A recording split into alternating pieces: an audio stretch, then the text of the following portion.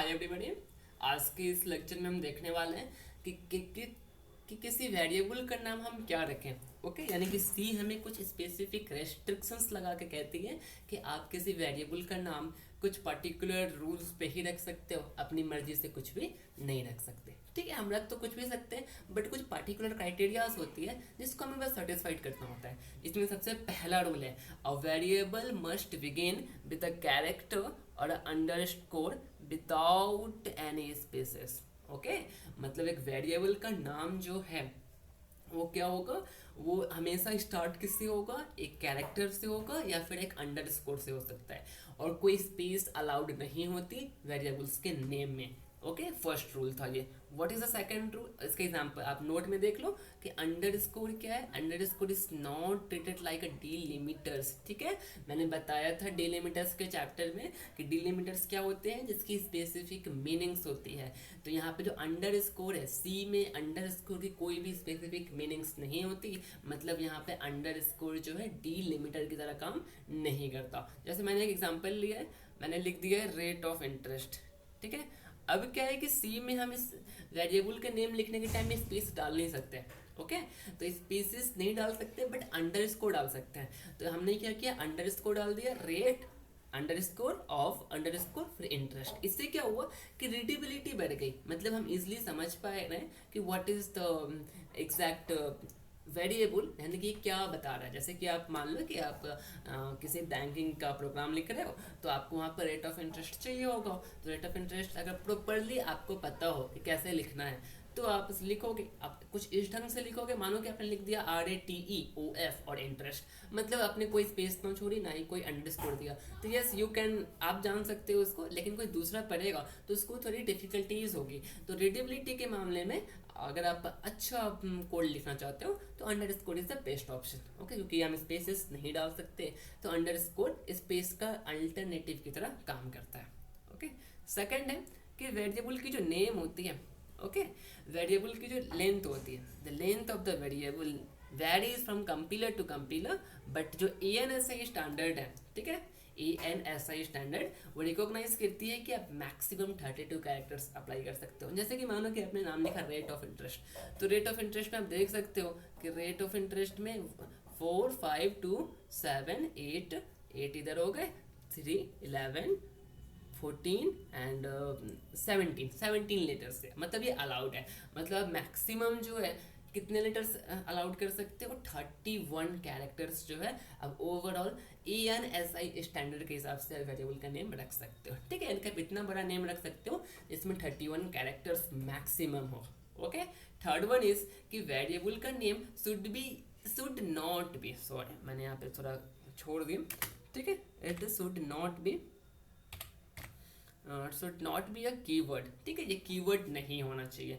मैंने कीवर्ड का एक, हाँ मैंने दो लेक्चर पहले जो है ना कीवर्ड का एक लेक्चर अपलोड किया है, जिसमें मैंने सी में यूज़ होने वाले सारे कीवर्ड्स के बारे में बताया। मैंने बताया था कीवर्ड वैसे वर्ड होते हैं जो सी में पहले से डिक्लेयर होते हैं। ऑब्वियसली बात है कि वो पहले से डिक्लेयर्ड है, तो हम किसी पर्टिकुलर वेरिएबल का नेम डिक्लेयर करने के टाइम में कीवर्ड का यूज़ तो नहीं कर सकते।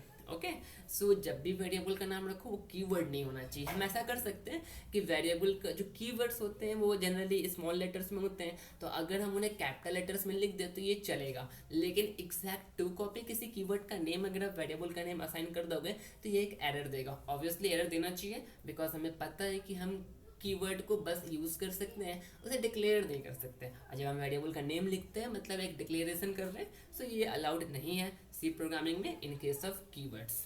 ओके, तो आप कीवर्ड कभी नहीं रख सकते। उसके बाद एक variable, the variable name may be a combination of upper case और lower case, okay, of combination of character. मैं यहाँ पे कॉम्बिनेशन 2 बार लिख दिया, मैंने इसको कर देता हूँ।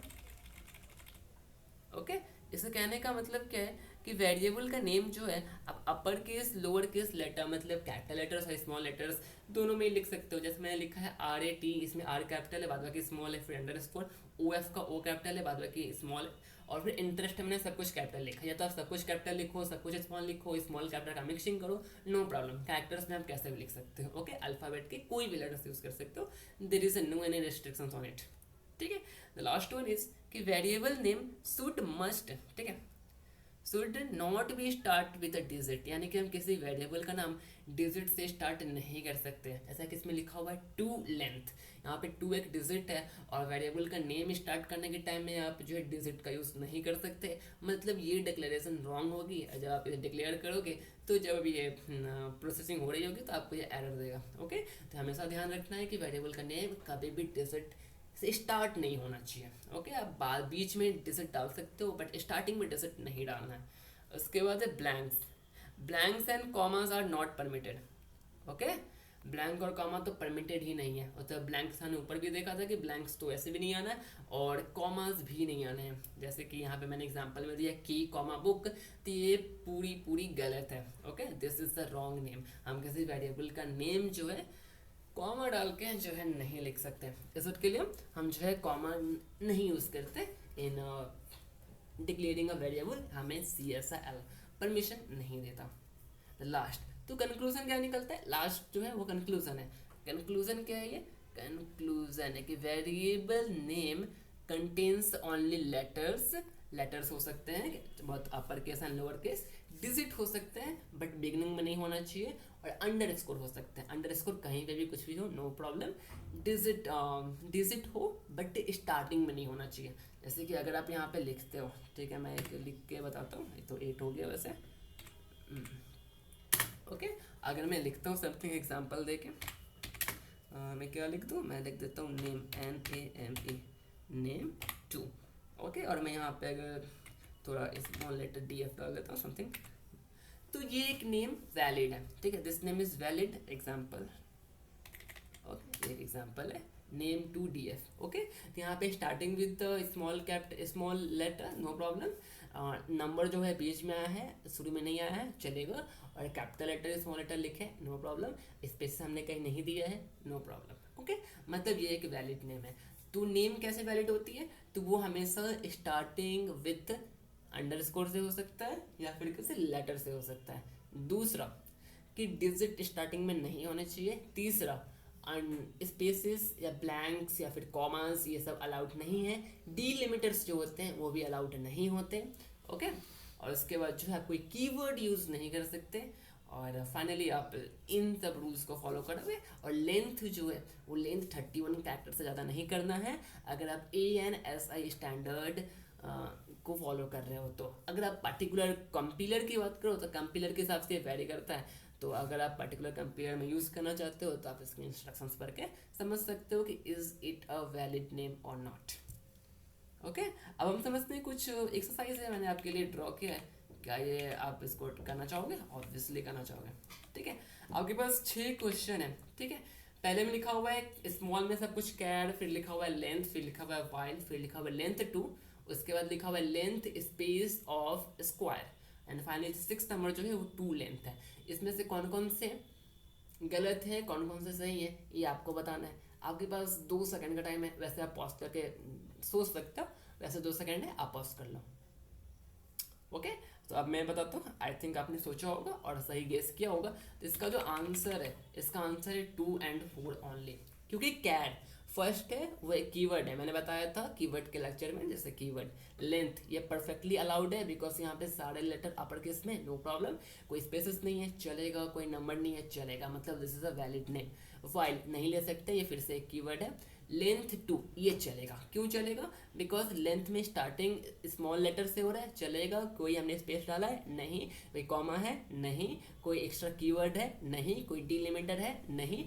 और जो नंबर है डिजिट, वो स्टार्टिंग में स्टार्ट से नहीं आया है, मतलब वो एंड में है। ठीक है, स्टार्टिंग में नंबर नहीं है, नहीं कोई डिजिट नहीं है, मतलब ये चलेगा। मतलब कि हम जो है length 2 is a valid name. And the 5वां जो है, this is the length of square. Obviously बात है, यहाँ पे स्पेस आ गया और space is not allowed in case of variable declaration. Okay, and the last is 2 length. ये तो गलत हो गया। कैसे? सब कुछ सही था बट स्टार्टिंग में एक डिजिट है और वेरिएबल का नाम कभी भी डिजिट से स्टार्ट नहीं होता। मतलब ये एक wrong statement, wrong declaration of a variable name है।